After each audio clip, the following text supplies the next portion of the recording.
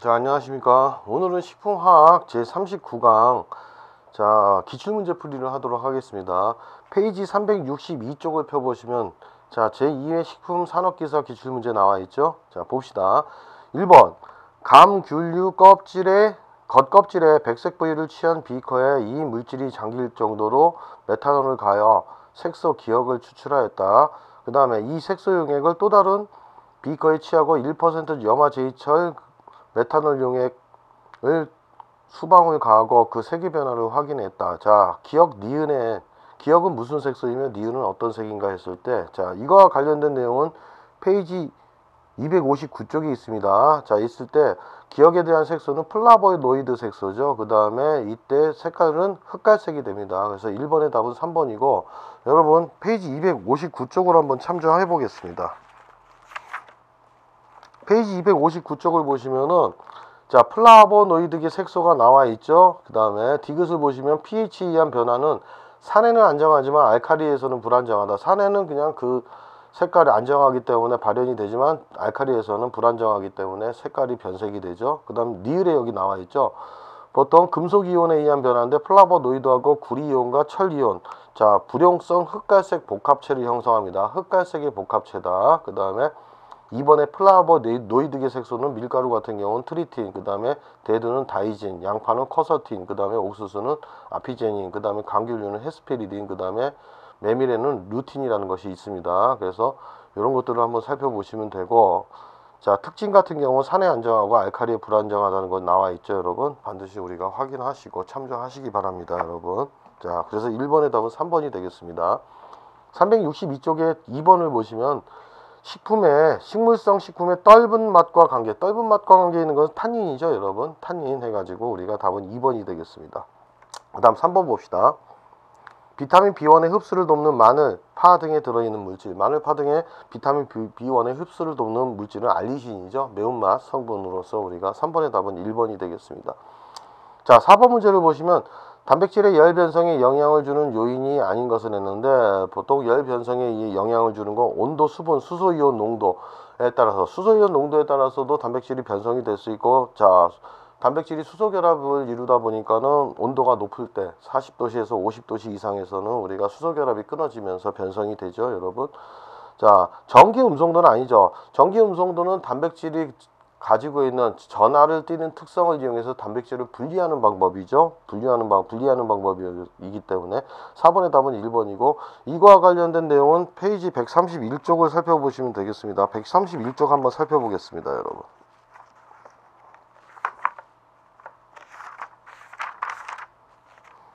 131쪽을 보시면은 여러분 단백질 변성에 대해서 나와 있죠. 한번 봅시다. 중요하니까는. 우선은 2번에 단백질 변성 요인 나와 있죠. 물리적 요인으로서는 가열했을 때, 온도, 수분, pH, 전해질, 그 다음 설탕 같은 경우는 뭡니까? 해교작용에 의해 변성이 잘 일어난다고 했는데, 보통 해교작용이란 건 침전 덩어리가 액체 속에 다시 분산돼서 콜로이드 용액을 만드는 현상을 얘기하죠. 그래서 보시면은 pH에 의해서는 산성 쪽에서 변성 속도가 촉진이 되고, 전해질은 황산염, 인산염 존재 시 변성 촉진, 수분 함량이 많을수록 변성 촉진이죠. 그 다음 온도는 60에서 70도씨에서 변성이 된다. 그 다음에 132쪽을 보시면은 여러분 또 나와 있죠. 과압 및 건조, 동결, 광선, 그 다음 표면 장력, 화학적 요인도 나와 있죠. 산알칼리, 중성염, 효소, 그 다음에 유기용매, 중금속, 계면활성, 그렇게 나와 있습니다. 여러분, 그 다음에 3번에 나와 있는 것도 중요하죠. 변성 시 일어나는 변화는 생물학적 기능을 상실하고, 2번 단백질 구조가 변해서 효소작용이 용해집니다. 그 다음 용해도 감소하고 반응성 증가하고 결정성 상실하고 점도는 증가한다는 거, 이것도 굉장히 중요하죠. 그 다음에 4번도 가열에 의한 변성 봤을 때 이렇게 나와 있죠. 그 다음에 액톤 미오신 해가지고 그 다음에 미오젠 했을 때 열에 의해 응고되고, 콜라겐 같은 경우는 수축 액화돼서 수용성이 젤라틴으로 돼버립니다. 여러분, 그 다음에 133쪽을 보시면 산에 의한 변성도 나와 있죠. 우유의 젖산 발효에 의한 카제인이 변성되고, 그 다음에 달걀의 알부민은 pH 4.8에서 변성이 최대가 된다는 것, 이런 것들을 반드시 살펴보셔야 됩니다. 363쪽에도 나와 있죠. 우선 362쪽에 4번, 5번 다 중요하니까 체크하시고 5번 봅시다. 단백질 변성에 대한 설명으로 틀린 것은 자 131쪽 살펴봤죠 페이지. 자 1번 단백질 변성은 등전점에서 가장 잘 일어난다. 등전점이 뭡니까? 아미노산이 양전화 음전화가 같을 때죠. 그래서 순간적으로 같을 때 그 pH를 얘기합니다. 그래서 중성이 되는 순간의 pH죠. 그 다음에 2번 단백질 열 응고 온도는 대개 60에서 70도씨 맞습니다. 그 다음에 3번 육류 단백질의 동결 변성은 영하 5에서 1도씨에서 가장 잘 일어난다. 이때 이제 얼음 결정이 커지기 때문에 변성이 일어나기 쉽죠. 자 4번 급속 냉동할 때는 변성을 좀 줄일 수 있습니다. 4번 콜라겐은 가열에 의해서 불용성이 아니라 수용성 젤라틴을 형성하죠. 그래서 5번의 답은 4번이 되겠습니다. 자 6번 문제를 가보겠습니다. 적색의 양배추를 식초로 넣은 물에 담글 때 나타나는 현상은 적색의 양배추는 어떤 색소가 들어있죠? 카로티노이드계 색소가 들어있죠. 자 식초가 산성이죠 여러분. 그러면 카로티노이드계 색소는 산성인 식초에서 불안정하기 때문에 자 우선 산알칼리에서는 참 카로티노이드계 색소는 안정합니다. 불안정이 아니라 산알칼리에서 안정하기 때문에 그대로 우리가 산성인 거에서도 그대로 적색을 안정하기 때문에 변하지 않고 적색을 띠겠죠. 그래서 답은 6번의 답은 3번이죠. 이거 중요하니까 이거와 관련 체크하시고 이거와 관련된 내용을 갖다가 한번 페이지 225쪽을 살펴보겠습니다. 자 225쪽을 살펴보면은 225쪽이 아니네요. 200 가만있어 보자. 식품의 색이니까 여러분 255쪽이죠. 자 봅시다 한번. 자 카로티노이드계 색소에서 황색, 오렌지, 적색을 띠는 색소라고 나와 있죠. 그 다음에 특징 같은 경우가 여기 나와 있습니다. 자 이렇게 보시면 동식물성 식품에 널리 분포하고 있다는 건 나와 있고 그 다음에 여기 보시면은 자 3번에 카로틴과 크산토필도 나와 있죠. 그 다음에 카로티노이드계 색소가 나와 있는데 자 식품 중에 달걀 노른자는 루테인, 제아잔틴, 그 다음 새우, 게 등의 각각류는 아스타잔틴이죠. 이것이 우리가 산화됐을 때 아스타신 붉은색으로 변하게 되어 있습니다. 여러분 이런 것들 한번 쭉 살펴보시면 되는 것이고 이렇게 봤을 때 카로티노이드계 색소 같은 경우는 산화알칼리에 안정하기 때문에 산성에서는 우리가 적색을 띠게 되어 있습니다. 자 7번 문제 가봅시다. 녹색 채소죠. 녹색 채소 하면 어떤 색소를 가지고 있죠? 클로로필이라고 해서 엽록소를 가지고 있죠.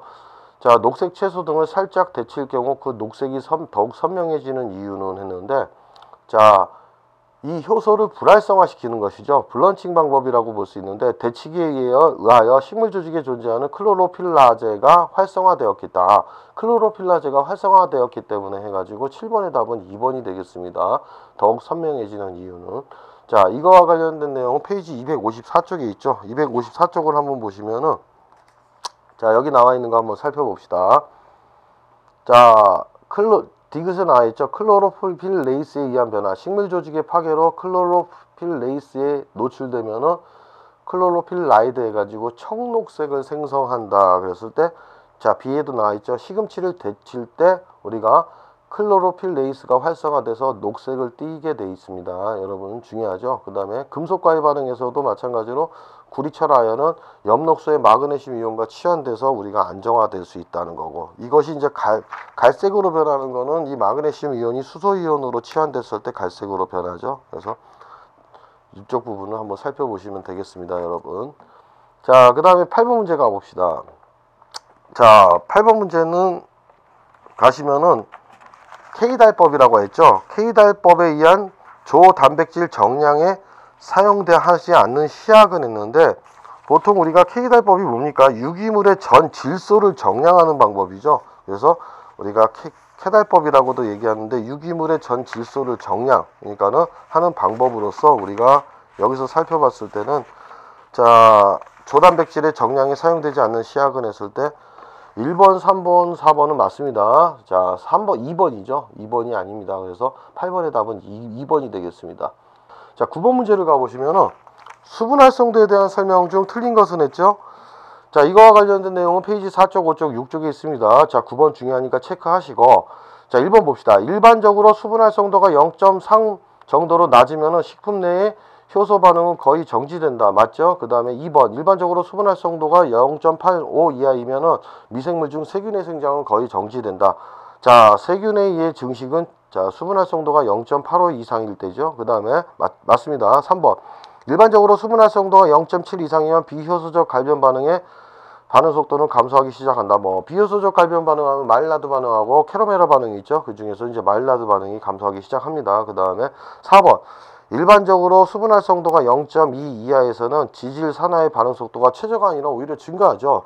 자, 지질의 산화가 증가하는 이유는 자, 수분 식품을 둘러싼 물 분자층이 존재하지 않기 때문에 지질과 공기 중에 산소가 접촉을 해서 쉽게 산화가 될 수 있죠. 이거 중요합니다, 여러분. 그래서 9번의 답은 4번이고, 이거와 관련된 내용 해가지고 페이지 4쪽, 5쪽, 6쪽을 살펴보겠습니다. 4쪽을 먼저 보시면은 여기도 나와 있죠, 보통.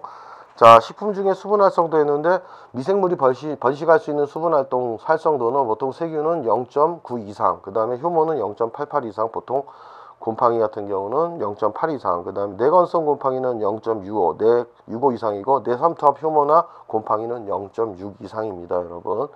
자, 그렇게 보시면 되고, 그 다음에 B에도 나와 있죠, 여러분. 화학 반응과 수분 활성도인데 비효소적 갈변 반응 중 아미노 카르보닐 반응, 이게 이제 마일라드 반응이죠.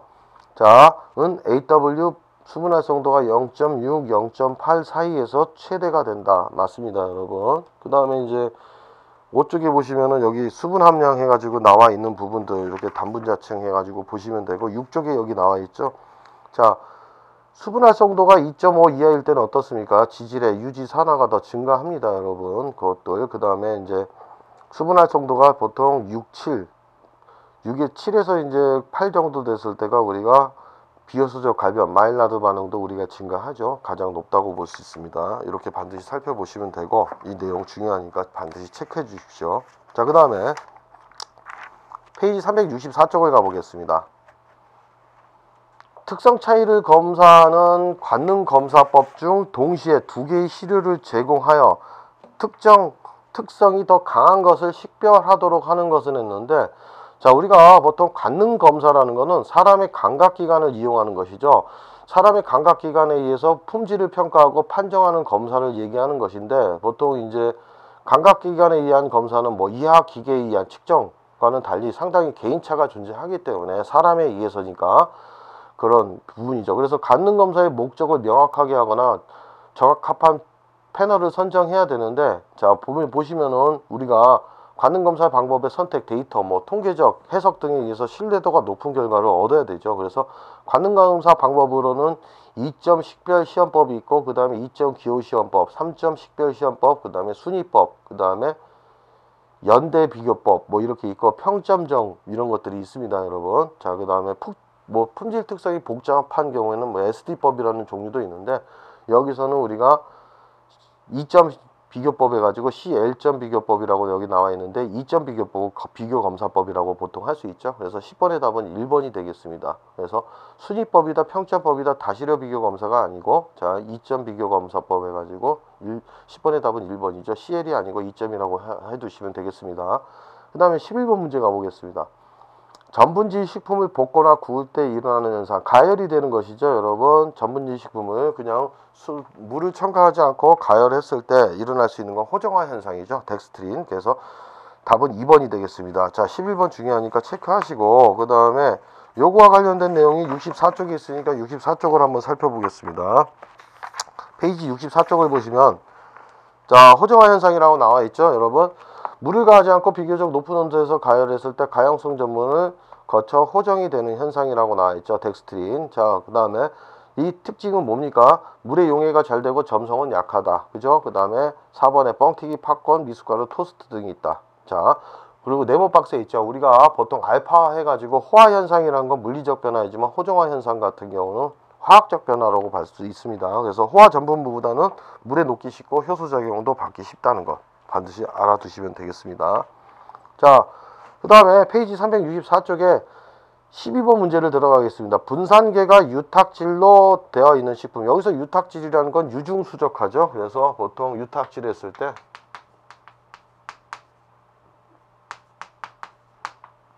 자, 유중수적하다. 자, 유중수적하다는 건 뭡니까? 분산매가 기름이죠. 기름 성분에 이제 분산매가 기름이고 거기에 분산질이 우리가 극성이 물이 존재하는 거죠. 수분이 존재하는 것인데, 자, 요거에 대한 내용은 여러분 식품의 물성에 나와 있죠. 어디 있냐면은 페이지, 자, 296쪽을 보시면 되겠죠.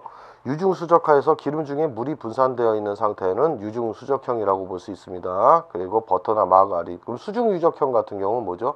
물 중에 기름이 분산되어 있는 상태로서 우유나 마요네즈, 아이스크림 등이 있다. 페이지 296쪽이 있으니까 반드시 살펴보시고, 요거와 관련되는 거는 유중수적형이기 때문에 우리가 WO라고 볼 수 있죠. 다시, 자, 이렇게 될 수 있습니다.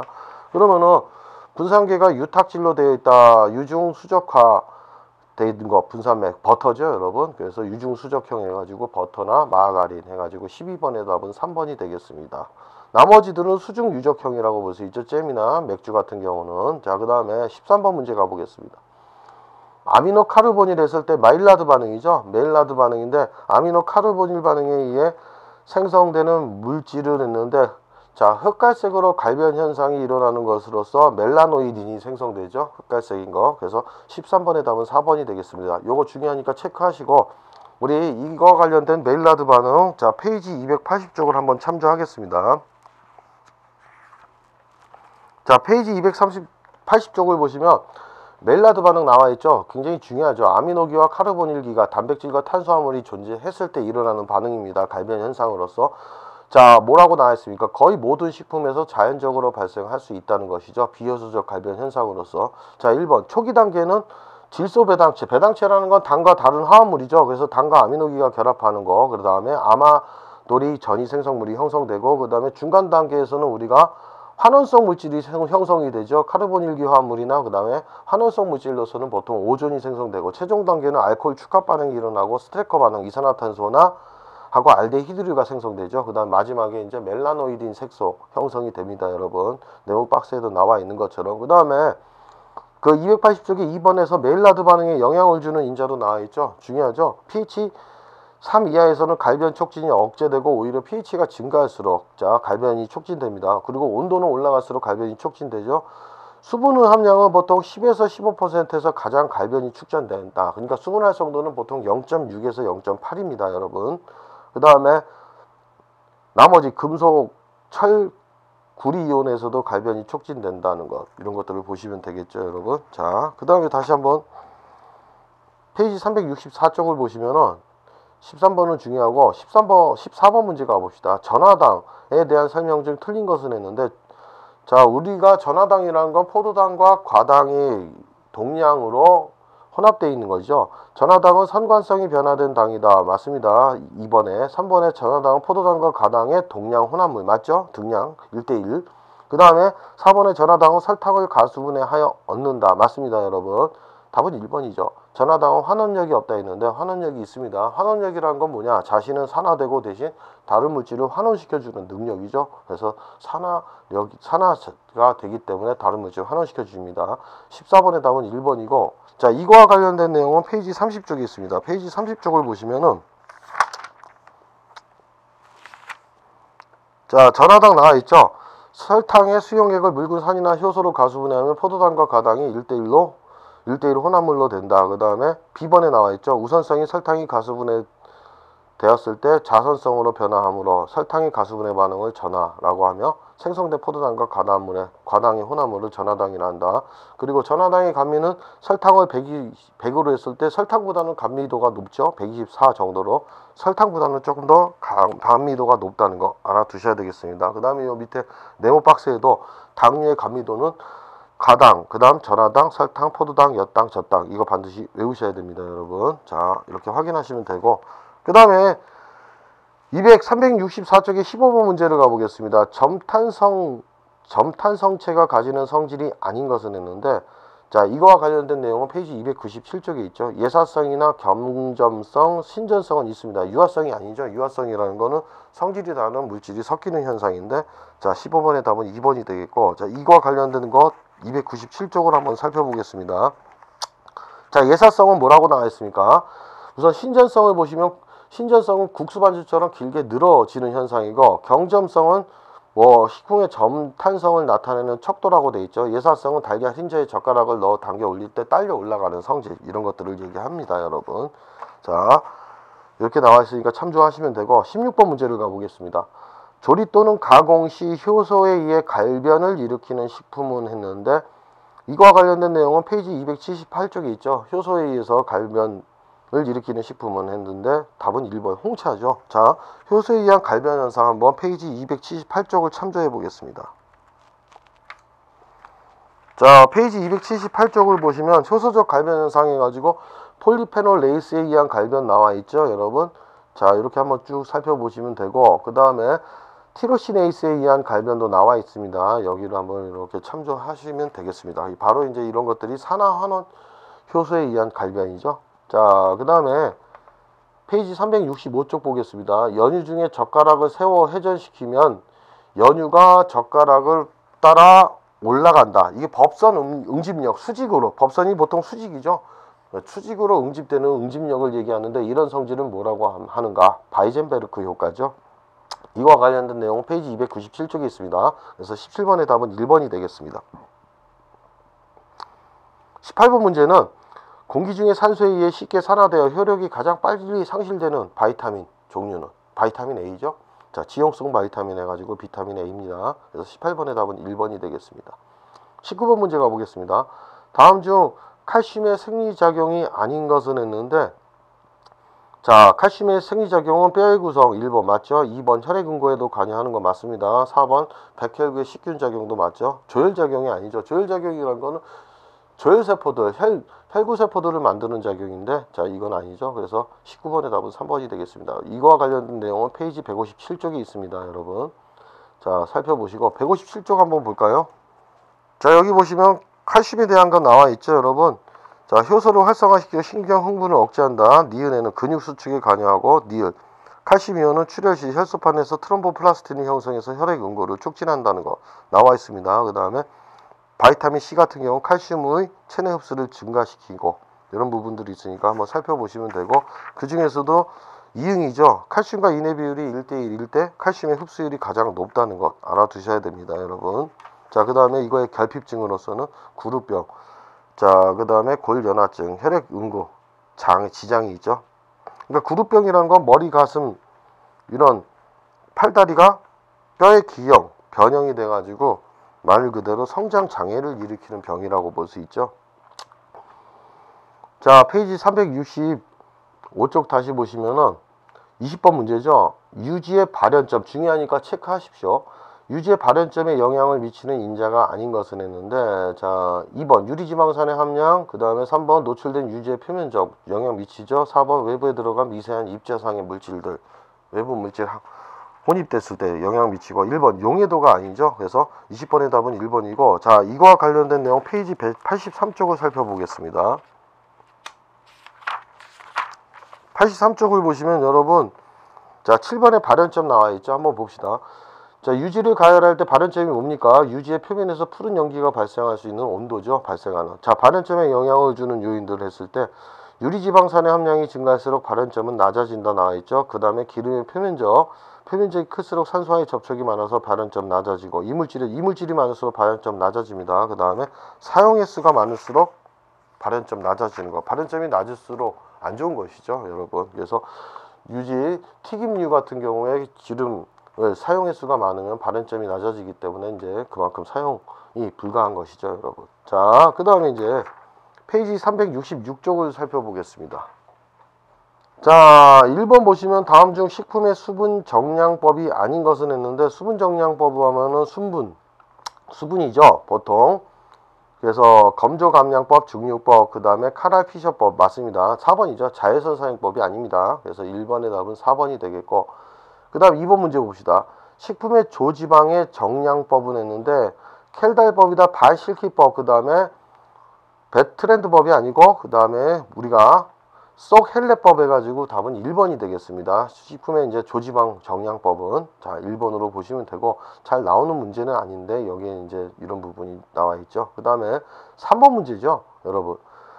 단백질 중 티로신, 그 다음에 페닐알라닌, 그 다음에 트립토판 등의 아미노산에 기인하여 일어나는 정색 반응을 했는데, 자, 요거와 관련된 내용은 페이지 130쪽을 참조하시면 되겠습니다. 크산토 프로테인 반응이죠. 자, 크산토 프로테인 반응에서 3번의 답은 2번이고, 페이지 130쪽 한번 살펴보겠습니다.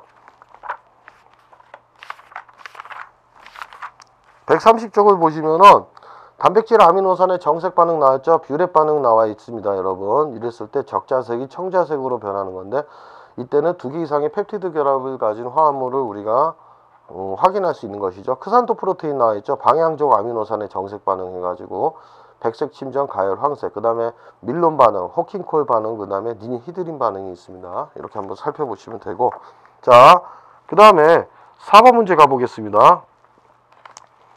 화학구조적으로 경화공정을 통해서 트랜스 지방이 만들어질 수 없는 것. 경화공정이라는 건 말 그대로, 자, 우리가 시스형, 자, 시스형 불포화 지방은 보통 상온에서 액체 상태를 유지하죠. 이것을 갖다가 고체 상태로 포화 지방으로 만들게 되면은 우리가 고체 상태가 되면서 그만큼 유통기한이나 운반이 용이해지죠. 자, 이랬을 때 이제 가열을 해가지고 수소를 첨가하는 과정 시 수소가 첨가되지 않고, 자, 시스형이 어떻게 됩니까? 가열했을 때 트랜스형으로 변하는 것을 얘기하는 것이죠, 여러분. 이랬을 때 트랜스 지방이 만들어질 수 없는 것을 했는데, 여러분, 여기서는 우리가 나머지 불포화 지방산 같은 경우는 전부 우리가 시스형 불포화 지방산은 전부 가열을 했을 때, 자, 트랜스 지방이 될 수 있습니다. 수소가 첨가되지 않았을 때는. 그러면 여기서 포화 지방과 불포화 지방으로 우리가 나눠야 되는데, 2번이나 3번이나 4번은 어떻습니까? 일롤레닉 에이시드, 그 다음에 니놀레릭 에이시드, 그 다음에 아라키도닉 에이시드는 다 불포화 지방산이죠. 그래서 불포화 지방산, 시스형 불포화 지방산은 가열을 했을 때 우리가 경화공정에서 우리가 트랜스 지방이 될 수 있는 거 맞습니다. 1번은 스테아릭 에이시드 같은 경우는 포화 지방산이죠. 포화 지방산은 트랜스 지방이 될 수 없습니다. 그래서 트랜스 지방의 불포화 지방이 될 수 없죠. 4번의 답은 1번입니다. 자, 이거와 관련된 내용은 페이지 78쪽에 있으니까 살펴보시면 되고 참조하시고 4번은 한번 체크해 두십시다. 자, 그 다음에 5번 봅시다. 다음 중 프로비타민 A가 아닌 것은, 자, 비타민 A의 전구체를 얘기하는 것이죠. 자, 그렇다면은 비타민 A의 전구체는, 자, 이거와 관련된 내용은 페이지 175쪽에 있습니다. 크립토잔틴 맞죠? 그 다음 베타카로틴 2번 맞습니다. 그 다음에 3번 알파카로틴, 이것들은 전부 바이타민 A의 전구체라고 볼 수 있죠. 자, 4번이죠. 라이코펜 같은 경우가, 자, 비타민 A의 전구체가 아닙니다. 그래서 5번의 답은 4번이 되겠습니다, 여러분. 자, 식품을 데치게 블런칭하는 목적은, 자, 뭡니까, 여러분? 갈비 현상을 억제하기 위한 것으로서 우리가 식품 중에 효소를 불활성화시키죠. 가장 효과적이라고 볼 수 있죠. 그래서 효소, 자, 효소는 단백질로 이루어져 있기 때문에 열에 약합니다. 데치기를 했을 땐 효소가 불활성화되죠. 그래서 6번의 답은 4번이 되겠습니다. 자, 7번 문제 가봅시다. 다음 중 3패, 유지의 산화 현상이죠. 가장 잘 일으키는 유지는 했는데, 여러분, 보통 우리가 이제 불포화 지방이 많은 것을 보시면 되겠습니다. 포화 지방 산보다는 불포화 지방산이 많을수록 유지의 산패가 잘 일어나죠. 이거와 관련된 내용은 페이지 88쪽에 있습니다. 보통 페이지 88쪽을 보시면은, 자, 유지의 산화에 영향을 미치는 인자 나와 있죠. 자, 이런 것들이 굉장히 이제 중요한 것이고, 여러분 여기 나온 것처럼 지방산 조성 봅시다. 이성질체의 이중결합의 수가 많을수록, 이중결합의 수가 많다는 것은 그만큼 뭡니까? 불포화 지방산이 많을수록 산화 속도가 빠르다고 나와 있습니다. 그 다음에 공액형, 공액형 이중결합이라는 건 탄소 사이에 이중과 단일이 교대로 연결된 것을 얘기하죠. 그것이 비공액형보다 빠르게 산화된다는 것. 그 다음에 미음에 나와 있죠, 여러분. 불포화 지방산이 포화 지방산보다 산화가 빠르다. 그렇다면은, 자, 367쪽에 불포화 지방산을 가장 많이 함유한 것은 뭡니까? 보통 버터 같은 경우는 동물성으로서 포화 지방이지만 2번, 4번, 3번이 이제 불포화 지방이 많은데, 그 중에서도 생선류, 정어리류에서는 불포화 지방산이 굉장히 많죠. 그래서 7번의 답은 3번이 되겠습니다. 자, 7번 한번 체크해 주시고, 그 다음에 6번도 체크하십시오, 여러분. 중요하니까. 그 다음에 8번. 다음 관능 검사 중 가장 주관적인 검사는 했는데, 보통 차이 검사 3점, 2점 검사법이 있다고 했죠. 묘사 검사도 있습니다. 자, 기호도 검사죠. 그래서 주관적인 검사를 했을 때 기호도 검사법 해가지고 8번의 답은 3번이 되겠습니다. 그 다음에 9번 문제 가봅시다. 관능적 특성의 측정 요소들 중 반응 척도가 갖춰야 할 요건이 아닌 것은 있는데, 자, 차이를 감지할 수 없어야 된다. 요거 뭐 상식적으로 풀 수 있죠. 차이를 감지할 수 있어야 되겠죠, 여러분. 우선은 단순해야 되고 편파적이지 않고 공평해야 되고 관련성이 있어야 된다는 거 다 맞습니다. 그래서 9번의 답은, 자, 반응 척도가 갖춰야 할 요건이 아닌 것은 4번이죠. 차이를 감지할 수 없어야 된다. 자, 9번의 답은 4번이 되겠습니다. 10번 문제 가봅시다. 전분 입자의 호화 현상, 알파화죠. 자, 알파 호화 중요하죠. 체크합시다. 호화 현상을 설명한 것으로 틀린 것은 했는데, 1번 생전분에 물을 넣고 가열했을 때 소화되기 쉬운 알파 전분으로 되는 현상, 이게 물리적 반응으로 맞죠. 그 다음에 2번 호화에 필요한 최저 온도는 일반적으로 60도씨 전후 맞습니다. 3번 알카리성 pH에서는 전분 입자의 호화가 pH가 높을수록 호화가 촉진된다. 맞죠. 4번 봅시다. 일반적으로 쌀과 같은 곡류 전분 입자, 자, 쌀과 같은 곡류 전분 입자는 아밀로펙틴 함량이 높습니다. 자, 쌀과 같은 곡류는 아밀로펙틴 함량이 높은데, 자, 이것들이 감자, 고구마 등 서류 전분 입자에 비해서 호화가 쉽게 일어난다. 아니죠. 아밀로펙틴 함량이 높을수록 호화는 느리게 일어나게 되어 있습니다. 그래서 4번의 답은, 이제 10번의 답은 4번이 되겠고, 이거와 관련된 내용 한번 페이지 61쪽을 참조해 보겠습니다. 61쪽을 보시면 여기 나와 있죠. 자, 호화에 영향을 주는 인자, 전분의 종류, 입자 크기가 작은 전분, 쌀, 수수 등 입자의 크기가 큰 전분보다 호화 온도가 높고, 자, 아밀로펙틴의 함량이 높을수록 호화 속도는 반드시 느리다. 이렇게 나와 있습니다. 그 다음 수분 함량으로서는 어떻게 나와 있죠? 수분 함량이 높으면 호화가 촉진되고, 그 다음에 pH로서는 알칼리성일 때 호화는 촉진되고 노화는 지연된다. 온도는 60도씨 전후가 호화가 촉진되죠. 그 다음에 염류는 전분의 호화를 촉진한다는 거 나와 있습니다. 반드시 알아두시고, 60쪽에도 그 호화에 대한 특징, 메커니즘이 있는데 반드시 우리가 살펴봅시다. 보통 1단계는 물의 흡수 과정, 2단계는 팽윤 과정이 있고 수소결합 끊어지죠. 비가역적. 그 다음 3단계는 겔을 형성한다. 반고체 상태를 형성합니다. 그래서 전분 입자가 붕괴되고 투명한 클로이드 용액되죠. 그 다음에 밑에 보충 설명 보시면은 60쪽에 생전분은 베타 전분이라고 하죠. 물분자 및 소화효소와의 친화력이 적어서 소화되기 어렵지만 알파와 호화 전분은 어떻습니까? 효소작용을 받아서 소화가 쉽다는 것 굉장히 중요하니까 반드시 알아둡시다, 여러분. 자, 다시 이제 367쪽을 가보시면 11번 문제죠. 아래 기억과 니은 반응에 나타나는 색은 했는데, 여러분 봅시다. 자, 적당량의 포도 껍질을 취한 비커에 포도 껍질이 잠길 정도로 1% 염산 메탄올 용액, 이거 1% 염산 메탄올 용액 하면은 산성입니다, 여러분. 산성이고, 그 다음에 염산을 용해시킨 후 용액을 가하여 색소를 축출하였다. 그 다음에 니은 봅시다. 기억의 색소 용액을 다시 또 다른 비커에 취하여 pH가 7에서 8, 그러면 알칼리성, 염기성이 되죠. 이 되도록 0.5 노르말 농도의 수산화합 용액 가했다. 결국은 이 색소인데 산성, 기억은 산성이고 니은은 염기성, 알칼리성 용액에서 색깔 변화를 우리가 살펴보는 것이죠. 그렇다면은, 자, 이런 색소는 뭡니까? 자, 산성, 염기성, 중성에서 불안정한 색소는 안토시아닌계 색소이죠. 안토시아닌계 색소는 pH의 불안정한 색소입니다. 그래서 산성에서는 적색을 띠고 알칼리성에서는 청색을 띠죠. 자, 여러분 이거 중요하니까 체크하시고 11번의 답은 2번이 되겠습니다. 자, 이거와 관련된 내용 한 페이지 257쪽을 한번 살펴보겠습니다. 257쪽을 보면 안토시아닌계 색소 나와있죠. 2번. 자, pH에 따라 매우 불안정한 색소인데 산성에서는, 자, 불안정하기 때문에 적색, 중성에서는 보라색, 그 다음에 알칼리성에서는 청색으로 변합니다. 그리고 금속이온, 철분과 결합했을 때 청자색이고 주석이온과 결합했을 때 회색으로 변할 수 있죠. 자, 그거 반드시 알아두시고 페이지 367쪽에 있는 11번을 체크하십시오. 자, 368쪽에 12번 문제 들어가겠습니다.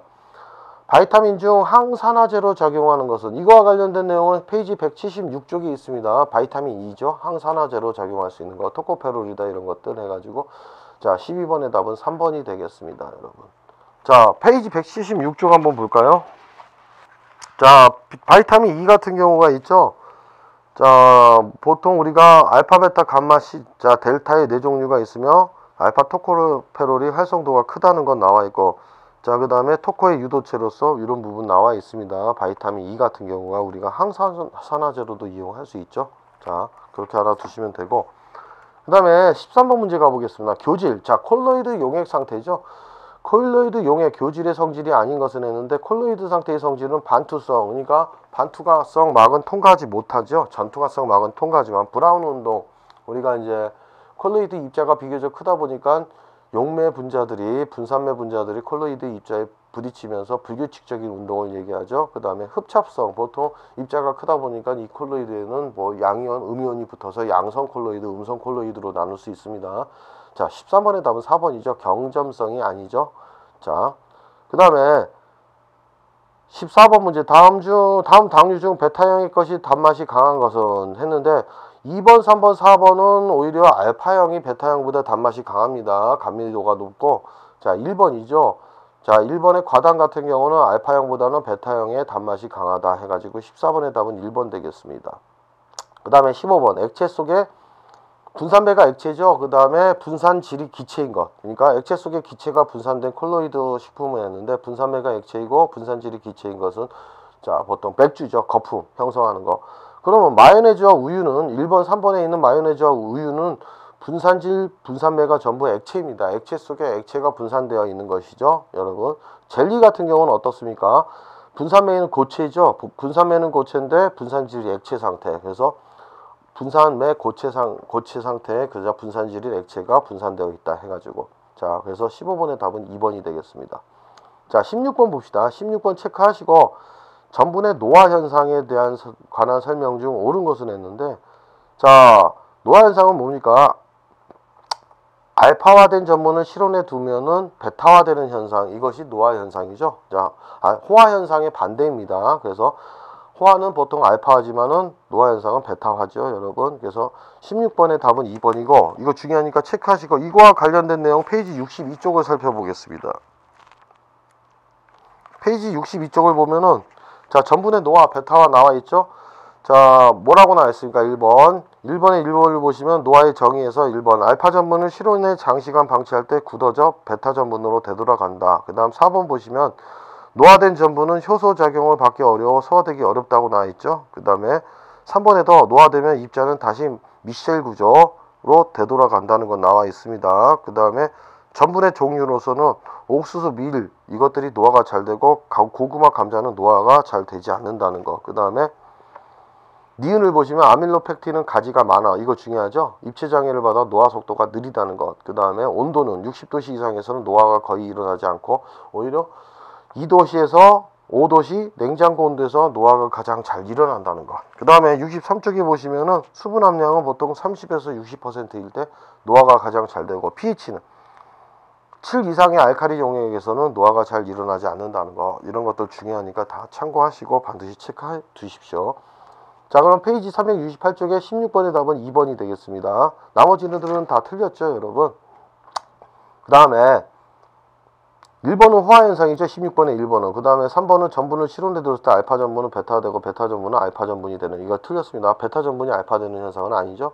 4번 같은 경우도 전분이 미생물 혹은 효소에 의해서 변질되는 거 아닙니다. 그래서 16번의 답은 2번이 되겠습니다. 자, 그 다음에 17번 문제 가보겠습니다.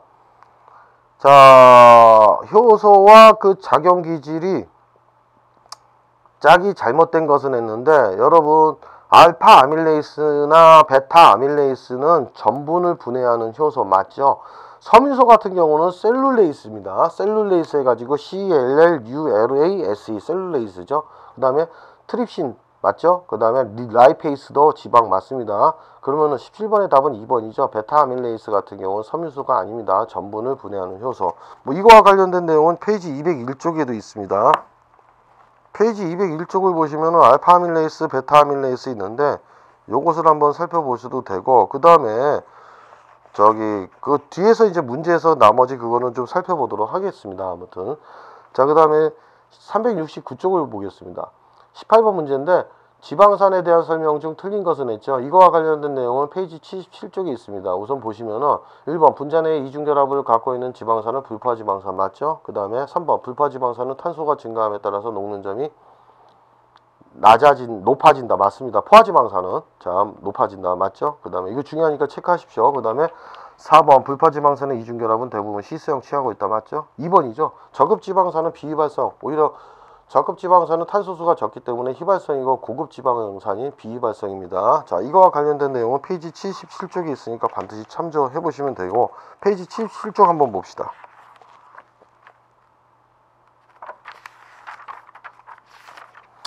자, 포화지방산, 불포화지방산 구조가 나와 있죠. 보통 포화지방산의 의미하고 불포화지방산 나와 있고, 78쪽 같은 경우도 불포화지방산 이런 부분 나와 있으니까 한번 반드시 참조하십시오, 여러분. 자, 19번 문제 가보겠습니다. 독성이 강해서 면실류 정제 시에 반드시 제거해야 하는 천연 항산화제는, 자, 모카씨나 보통 면실류 정제 시에 제거해야 되는 거 고시폴이죠, 여러분. 그래서 고시폴 해가지고 19번의 답은 3번입니다. 자, 세사몰 해가지고 이거는 천연 유화제로서 참기름에 들어있는 성분이죠. 자, 20번 봅시다. 20번 중요하니까 체크하십시오. 효소적 갈변 반응이 일어나기 위해 반드시 필요한 요소가 아닌 것은 했는데, 효소적 갈변 반응이 일어나기 위해서 반드시 효소가 필요하죠. 그 다음 기질, 산소에 의한 영향 받습니다. 열이 아니죠. 우선은 열은 오히려 효소적 갈변 현상, 효소를 불활성화시키기 때문에 갈변 현상을 억제합니다, 여러분. 20번의 답은 3번이죠. 이거와 관련된 내용은 페이지 278쪽에 있습니다. 자, 278쪽을 보시면은